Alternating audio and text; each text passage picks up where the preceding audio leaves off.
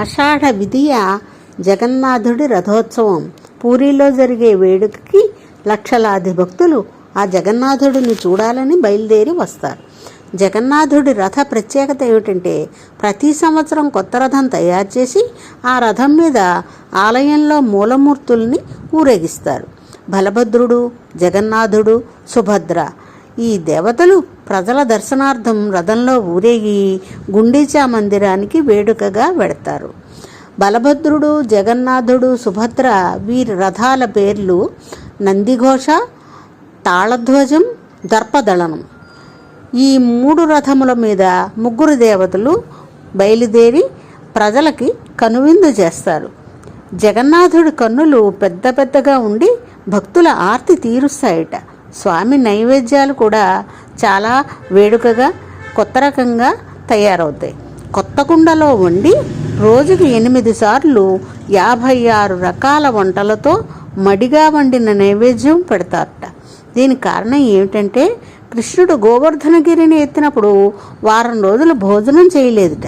యశోదమ్మ కృష్ణుడికి రోజుకి 8 సార్లు తినిపించేదిట. ఆ కొరత తీర్చడానికి 7 రోజుల భోజనం 8 సార్లు కూడి రోజుకి 56 రకాలుగా చెప్పన్ అనే నైవేద్యంగా జగన్నాథుడికి సమర్పిస్తారు. ఆ వంటలు కూడా ఎంత మడిగా చేస్తారంటే నూతిలో నీరు తోడి కొత్త కుండలో తడిబడ్డలతో వండి నైవేద్యాలుగా స్వామికి సమర్పణ చేస్తారు. ఇతర మతస్థుల్ని దేవాలయంలోనికి రానివ్వరు. కానీ ఈ జగన్నాథ రథయాత్ర సందర్భంగా స్వామి మూల విరాట్టుని ప్రతి ఒక్కరూ తాకవచ్చు. అందుకే రథయాత్ర ఒక్కరోజు సర్వం జగన్నాథం అంటారు. అంటే ఆ రోజు స్వామిని దర్శించడానికి కానీ తాకడానికి కూడా ఎవ్వరికీ నియమాలుండవు. గర్భగుడిలో దేవుడు ప్రజలకి చేరువయ్యే రోజు కనుకనే జగన్నాథ రథయాత్రకి అంత ప్రత్యేకత. ప్రజల దర్శనార్థం వస్తారు కనుకనే అందుకే శ్రీశ్రీ గారు వస్తున్నాయి వస్తున్నాయి వస్తున్నాయి జగన్నాథ జగన్నాథ జగన్నాథ రథ చక్రాలు అని ఒక విప్లవ గీతం కూడా రచించారు. ఈ స్వామివారు ప్రజలకు చేరువయ్యే రోజు కనుకనే ఈ రోజుకి అంత ప్రత్యేకత.